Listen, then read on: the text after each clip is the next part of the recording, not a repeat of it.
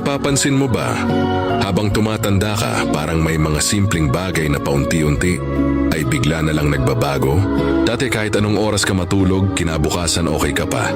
Ngayon, konting puyat lang. Parang buong katawan mo na ang nagrereklamo. Sumasakit ang likod, ang tuhod, minsan pati batok kahit wala ka namang ginawang mabigat. Hindi naman sa wala kang ginawa sa maghapon. Pagod ka lang talaga sa di mo malamang dahilan. Dati game ka sa kahit saang lakad. Happenings, lakwatsa, bigla ang biyahe. Pero ngayon, bago ka umalis, iniisip mo muna, kaya ko pa ba? Mas madalas pa nga ay pinipili mo na lang ang bahay, katahimikan, magkape, o minsan matulog na lang. Hindi dahil boring ka na, kundi dahil mas mahalaga na ang pahinga sa'yo kaysa sa mga saya na panandalian lang. May mga araw din na makakalimutin ka.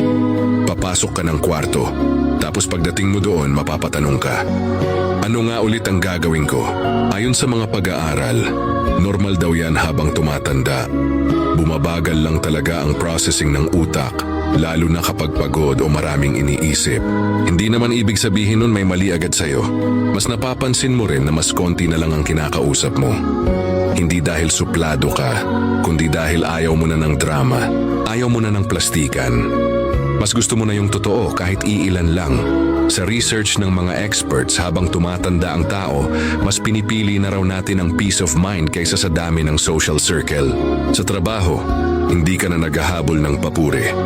Mas iniisip mo na kung sapat ba ang kinikita, kung may oras ka pa ba sa pamilya, kung may lakas ka pa pag-uwi. Typical yan sa maraming Pinoy. Kasi habang tumatanda, mas nagiging responsable kaysa ambisyoso. At ito ang isa sa pinakatotoo. Mas naiintindihan mo na ang mga magulang mo kung bakit parang mas madali na silang mapagod, bakit mas gusto nila sa